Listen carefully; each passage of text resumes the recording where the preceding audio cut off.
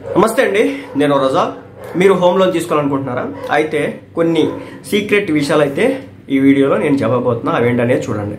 So మీరు ఇల్లు కొనడానికి లేదా వస్తువులు కొనడానికి మొదటిసారిగా గృహ రుణం తీసుకోవాలని చెప్పేసి ఆలోచిస్తూ ఉంటే మీరు దాని గురించి ప్రతిదీ కూడా అర్థం చేసుకోవాల్సి ఉంటుంది అనమాట. సో మీరు గృహ రుణం తీసుకునే సమయంలో ఎక్కువ కాలం ఈఎంఐతో కొనసాగకూడదంటే ఇంటి రుణం తీసుకునే ముందు మీరు కొన్ని విషయాలైతే తెలుసుకోవాలి. తద్వారా మీరు రుణాన్ని సులభంగా తిరిగి చెల్లించవచ్చు. అదేవిధంగా అధిక ఈఎంఐల భారాన్ని కూడా మోయాల్సిన పని అయితే ఉండదన్నమాట. అవేంటంటే గృహ రుణం తీసుకునేటప్పుడు ముందుగానే మీ ఈఎంఐని లెక్కేసుకుని ఉంచుకోండి. లోన్ మొత్తం ఎంత ఉంటుంది, వడ్డీ రేట్ ఎంత పడుతుంది, అదేవిధంగా ఈ లోన్ కట్టడానికి కాల పరిమితి ఎంత అనే దానికి సంబంధించి మీరు ఈఎంఐని అయితే అంచనా వేసుకోవచ్చు అనమాట.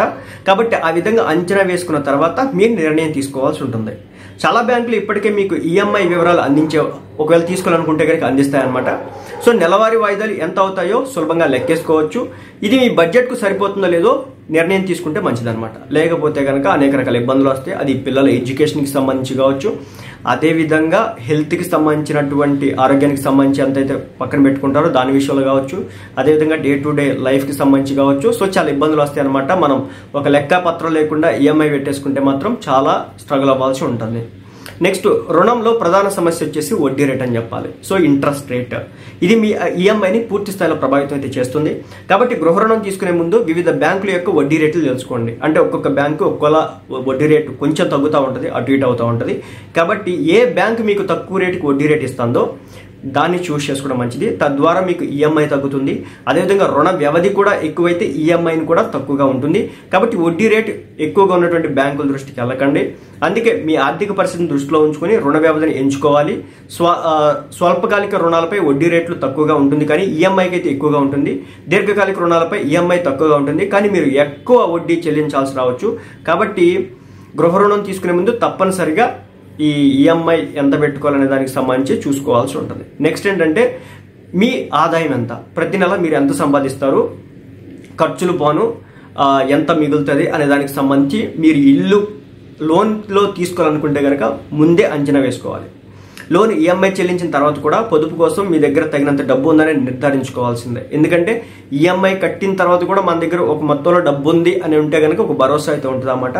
అధిక ఖర్చుల కారణంగా ఈఎంఐలు చెల్లించకుండా ఉండేదానికి అవకాశం ఉంటుంది. అలాంటి కష్టకాలం రావచ్చు. సో దీని ద్వారా ఏంటంటే ఆర్థిక ఒత్తిడి పెరుగుతుంది. తద్వారా ఏంటంటే మీరు ఏదైతే బ్యాంకుకి చెల్లించాలో అది టైంకి చెల్లించలేకపోతారు. అప్పుడు మీ సిబిల్ స్కోర్లు అవన్నీ కూడా దెబ్బతింటాయి అనమాట. కాబట్టి సో ఇంత సంపాదన వస్తుందంటే తప్పనిసరిగా నెలవారీ ఆదాయం ఖర్చులు మొత్తం తీయంగా ఈఎంఐలు కట్టంగా కూడా ఇంత మిగులుతుందనే ఒక భరోసాని మీరు ఏర్పాటు చేసుకుంటే మాత్రమే మీకు ఈ భారాలన్నీ తగ్గుతాయి. లేకపోతే మెంటల్ స్ట్రెస్ అనేది ఎక్కువైపోతుంది అనమాట. ఇంకా గృహ రుణం తీసుకునేటప్పుడు వడ్డీ రేటును మాత్రమే కాకుండా బ్యాంక్ విధించే ఇతర ఛార్జీలను కూడా మీరు గుర్తుంచుకోవాలి. సో మీరు రుణాన్ని ముందుగానే చెల్లించాలనుకుంటే తర్వాత ఊహించినటువంటి ఖర్చులు ఎదుర్కోవాల్సిన అవసరం లేకుండా జరిమానాల గురించి కూడా మీరు తెలుసుకోవాల్సి ఉంటుంది. అంటే ఎప్పుడైతే మీరు రుణం తీసుకోవాలని చెప్పేసి అనుకుంటారో, సో బ్యాంక్కి వెళ్తారో ఆ రోజునే మీరు డీటెయిల్గా తెలుసుకోండి. ఒకవేళ మేము మధ్యలోనే దీన్ని కంప్లీట్ చేసేయాలనుకుంటే చేసేసుకోవచ్చా, ఒకవేళ అలాంటి టైంలో ఏమైనా ఛార్జెస్ ఎక్స్ట్రా ఛార్జెస్ పడతాయా, ఒకవేళ పడితే ఎంత మొత్తంలో పడవచ్చు అనే దానికి మొత్తం మీ దగ్గర ఇన్ఫర్మేషన్ ఉంటే మాత్రమే హోమ్ లోన్ అయితే తీసుకోండి అనమాట. ఇక తర్వాత ఊహించిన ఖర్చులు ఎదుర్కోవాల్సిన అవసరం లేకుండా జరిమానాల గురించి తెలుసుకోండి. కొన్ని బ్యాంకులు గృహ రుణాలతో పాటు బీమా పథకాలను కూడా అందించడం జరుగుతుంది. ఇవి రుణం తిరిగి చెల్లించే సమయంలో ఏవైనా ఊహించని సంఘటనల నుండి రక్షణ కల్పిస్తాయి. అంటే కొన్ని సందర్భాల్లో ఫైర్ యాక్సిడెంట్లు అవుతాయి అనమాట. అప్పుడు ఇల్లు పాడైపోద్ది అనమాట. సో ఆ ఇల్లు పాడైపోయినప్పటికీ కూడా మనం ఏం చేయాల్సి వస్తుంది, లోన్ కట్టాల్సి వస్తుంది. అదే మీరు బీమా తీసుకుంటే కనుక, ఇంటికి సంబంధించి ఇన్సూరెన్స్ తీసుకుంటే కనుక ఏదైనా జరగకుండా ప్రమాదం జరిగితే కనుక అప్పుడు ఎంతో కొంత మొత్తంలో మీరు బీమా కట్టి ఎంతైతే తీసుకుంటారో దానికి సంబంధించి వాళ్ళు ఇవ్వడం అయితే జరిగింది అనమాట, చెల్లింపులు చేయడం అయితే జరిగింది. కాబట్టి తప్పనిసరిగా బీమా నిబంధనలు, ఛార్జీలు తెలుసుకోవడం ముఖ్యం. గృహ రుణం తీసుకున్నప్పుడు మీ ఆరోగ్యం, పిల్లల చదువులు, ఇతరత్ర విషయాలకు సంబంధించి ఎంత డబ్బు కావాలో లెక్కలేసుకుని మాత్రమే మీరైతే హోమ్ లోన్ తీసుకోండి. తప్ప ఇల్లు కావాలి కదా అని చెప్పేసి మనకి నెలకి ₹1,00,000 వస్తుంటే 90,000 రూపాయలు ఈఎంఐ పెట్టేసి 10,000 రూపాయలతో కుటుంబం గడుపుదామంటే అది వర్కౌట్ కానటువంటి పరిస్థితి.